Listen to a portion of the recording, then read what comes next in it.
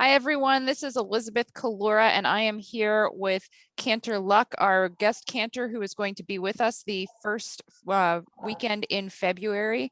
We're here to learn a little bit about him, and so I'd like to first give him the opportunity to tell us a little bit about himself. Thank you, Elizabeth. And I just want to thank everybody at Temple Sinai for inviting me for a weekend cantorial residency. I'm so excited about it. The first thing I will tell you about myself, because it just feels so appropriate to your synagogue, is that I am a Tartan. I graduated from Carnegie Mellon University in the year 2000. And other than a quick stint picking up some baggage, on my way moving to New York in about September of 2000. I have not been back since. So I am so looking forward to being back in Pittsburgh. I just cannot wait. And I cannot wait to meet everybody from your community. A little bit more about myself. I'm originally from Milwaukee, Wisconsin. I attended Jewish summer camp as a child at Camp Interlochen JCC, which is not the famous arts camp, Michigan, and it's spelled differently. This is the overnight camp that services the JCC of Milwaukee and Madison. That is where I learned about song leading and Debbie Friedman and all those sorts of amazing things. That wasn't my path at that time, but it was certainly something that I enjoyed. As I said, I ended up at Carnegie Mellon. I double majored in musical theater and acting. Moved out to New York. I did about 5 years as an actor in New York City, and then decided that cantorial school was something I was really interested in. And spent a year preparing for my entrance examinations. And before I knew it, I was off to Jerusalem for year one at Hebrew Union College School of Sacred Music, what is now called the Debbie Friedman School of Sacred Music, but was not at that time. 1 year in Jerusalem, back to New York for 4 more years of training.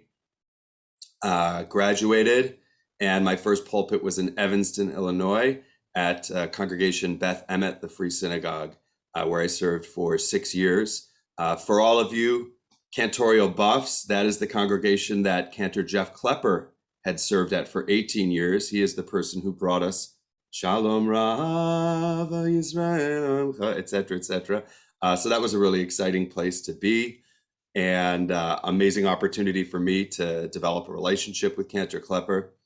And then in 2015 was off to Congregation Emmanuel in San Francisco, where I have served since, along with my co-cantor, Cantor Marcia Atty, and an amazing team out here on the West Coast. Can you tell us a little bit about your cantorial style? Thank you for asking. What an amazing question. When I started at HUC, I think I had a lot of preconceived notions actually about what being a cantor even was. I had learned how to play the guitar at summer camp, and I think I went in honestly with a little bit of a chip on my shoulder, feeling like playing the guitar, while it was something I enjoyed, wasn't what being a cantor was really about. By the way, I completely disagree with that now. That's what this was all about, right? I went into cantorial school very much wanting to learn the old Eastern European style. That was all that really mattered to me. I also didn't have much respect for the organ when I first started school. I thought, the organ's boring, and the guitar, I mean, that's what you do at camp. I want to learn how to really daven in the old style. That, to me, that was the only thing that felt authentic and interesting. Now, over time, what I learned was, first of all, that was an unfair opinion. I learned so much about the importance of connecting with congregants and seeing Jewish music as an art form like anything else. Think about how many movies are released in a year, and we are bombarded with media content these days, right? Now, the fact is, how many movies do you remember that came out 2 years ago? How many do you remember that came out 5 years ago, 10 years ago, et cetera, et cetera? The number probably keeps getting lower and lower. And only those really fantastic films are the ones that remain in your consciousness. I see Jewish music in the exact same way, like any other art form. There's so much content out there in so many different styles. I have mountains of classical reform music in my library. Literally just files and files and files. And a lot of it, frankly, in 2022 does not speak to me. But you better believe that there's some of it that does. That's Jewish music to me. And that is organ-driven music that I would have completely rejected when I started my cantorial training.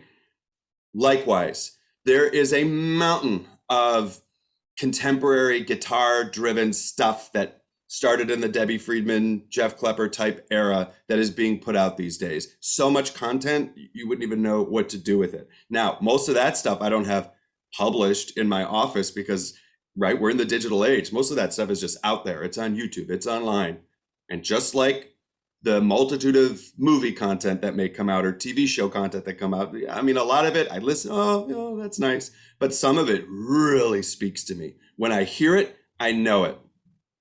So what I've come to embrace is all the genres of Jewish music. And I just look for what speaks to me. Now, there is an exception to that too, of course, and that's what speaks to the congregants. Because if something is really important to the congregants, but not important to me at all, I probably need to still figure out a way to make it work.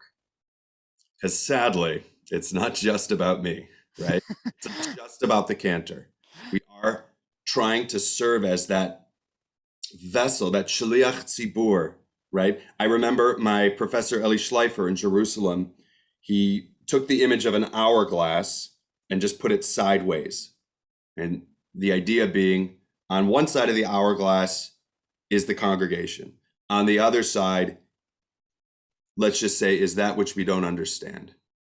And right in the middle is the shliach tzibur, the person leading the service, trying to help bridge that divide for the congregation. That's a really, really beautiful explanation. Could you share with us a little bit about your favorite Jewish musical traditions? Wow. I even coming out of these 5 years with so much respect and love for every genre of Jewish music under the sun, I can talk about a few things that are special to me. When I first started at school, everybody has to do a thesis, right? In your 5th year of cantorial training. And all of the older professors would say to me, oh, you used to be an actor. You should do Moshe Oisher for your thesis. And the truth is, I didn't really know who Moshe Oisher was. And I kind of resented that everybody was telling me what I should be doing. So, like a younger person who is stubborn, I ignored them. And it wasn't until my 4th year when I really started digging into what should I do for my thesis. And it wasn't until a few months into that process where I finally, all right, I'm going to start looking into Moshe Oisher.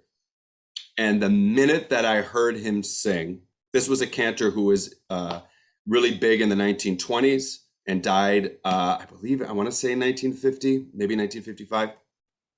The minute that I heard him sing, that's it. That's my guy. That is my thesis. Everybody was right, shocker, and about what I should do for my thesis. And I think the reason I loved Moshe Oisher so much, he was a 7th generation cantor from Bessarabia. All he really wanted to be was a Hollywood movie star. And with my background in acting, I was also a 12-year-old who wanted to be a movie star at one point. But Moshe Oisher sort of was the opposite of me, right? He had cantorial music flowing through his veins from a little boy as a 7th generation cantor. I didn't know anything about being a cantor when I was 7 years old, right? And he was trying to be an actor. I had left acting and was trying to become a cantor. So it was still very interesting to me. But he knows the old, Moshe Oisher had the old Eastern European style flowing through his veins. And we'll do a little bit of that when I come to town. And then he was trying to push that entertainment sort of vaudevillian envelope in a way that was just really fun. I love his movies. You should check them out. He was the big star during the golden age of Yiddish cinema in the 1920s with movies like Overture to Glory, The Singing Blacksmith, and others. Oh, wow. And Yeah, that's also a good that's just one example. well, that's a good segue into talking about what are you going to be bringing to us when you're here for the weekend? What can we expect to see and look forward to? So, what I enjoy the most uh, in my offering of Jewish music is presenting a full offering of everything. And it sort of gets into my original statement. I came into this with some preconceived notions on what being a cantor was. I left realizing that I couldn't have been more wrong. It is everything. And I do draw on my theatrical background that I feel like I sort of chameleon into things. Whether I'm, if, how do I explain this? If I'm trying to do the Eastern European style, I am trying to really bring it and make you feel like it is 1850 and we are in some little shul in the middle of nowhere. If I'm trying to do the high reform style, I'm trying to make it feel like it is 1890 and we are in Berlin at the Great Synagogue. Method acting of the Cantorate. Right. If I'm leading with my guitar and I'm singing a Debbie Friedman song, I want us to really feel like we are at camp and the sun is going down over the lake while we are at the Beit Tefillah. And I guess I feel blessed to the point that when I try to switch in these ways, I try to make it feel as authentic as I possibly can, so that it doesn't sound like, well, he's actually an opera singer, but now he's singing Debbie Friedman. No, I want us to feel like we are really in that summer camp place. So I'm going to turn off my vibrato. You can hear that I'm a baritone, that bigness, but I'm gonna just breath it out like that, right? So that we can feel it. And I've realized that the palette just is never ending. Over Thanksgiving, for Friday night services, I found a Johnny Cash Thanksgiving prayer that he recorded for Dr. Quinn, Medicine Woman. And that's one of the things I love about Reform Judaism is that anything goes and anything should go. We need to remain relevant to our congregants. So after silent prayer, we did the Johnny Cash Thanksgiving prayer. Now, I'm not saying you're not going to get the Johnny Cash Thanksgiving prayer because it's not going to be Thanksgiving, but you are going to get a complete and total variety of style. We'll do the Friday night service, which is going to be, I'm so excited that I spoke with Saul yesterday, your bass player, and we're going to have a whole group of musicians. So I'm super excited about that because that is just what I love to do, work with a whole collaboration. I'll be doing your Saturday morning service, is my understanding as well. And on Saturday night, we're going to do a concert, which I call, what do I call it again? I call it the Jewish Soul. And that'll be more of an opportunity to really explore some of the big stuff and teach so that the audience can participate. That's where you'll get to see a little bit of Moshe Oisher, who is my thesis subject. And then on Sunday, my understanding is that I'll have a chance to song lead with the kids, which will be a real typical, what we call a shirah, a song session, just like I grew up with at summer camp. And I love doing so much with the kids here in San Francisco. Wonderful. Thank you so much. We are so excited that you'll be visiting us. Can't wait to see you on Friday, February 4th through Sunday, February 6th. And thank you so much for spending the time with us today. Thank you for having me. I'm so looking forward to be there, everybody.